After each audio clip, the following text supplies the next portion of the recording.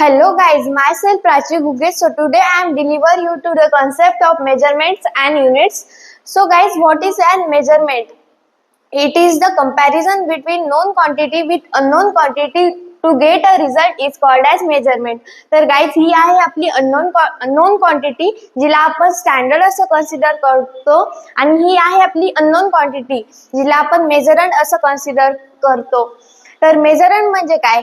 एखादी physical quantity जी की आपल्याला मेजर करायची आहे. तर इथे मी मार्कर घेतलेला आहे, त्याला मी फिजिकल क्वांटिटी असं कन्सिडर केलंय आणि ही नोन क्वांटिटी जिला आपण स्टँडर्ड असं म्हणतो. तर हे एखादं इन्स्ट्रुमेंट असतं, त्याला आपण एखादी फिजिकल क्वांटिटी मेजर करण्यासाठी यूज करतो. तर इथे मी स्केल यूज केलेली आहे. तर ह्या दोन्हीला कम्पेअर करून किंवा मेजर करून मला रिझल्ट भेटलेला आहे 14 सेंटीमीटर. तर ही जी ओव्हरऑल प्रोसेस आहे त्याला आपण मेजरमेंट असं म्हणतो. तर गाईज अशाच प्रकारे वेगवेगळ्या फिजिकल क्वांटिटी आपण मेजर करतो. फॉर एक्झाम्पल एखाद्याला फेवर आहे तर तो आपण थर्मोमीटरनी मेजर करतो. त्याच्यानंतर आहे युनिट्स. तर युनिट म्हणजे काय? The reference standard which is use for measurement of physical quantity is called as unit.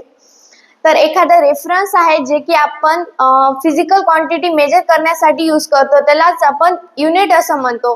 तर इथे मी जसं की स्केल घेतलेली आहे त्याला मी युनिट असं कन्सिडर केले.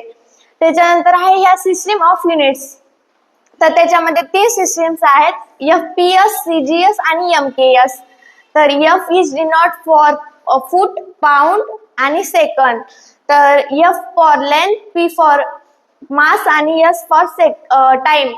त्याच्यानंतर आहे centimetre for length, gram for mass आणि second for time. Metre for length, kilogram for mass आणि सेकंड फॉर टाइम. थँक्यू.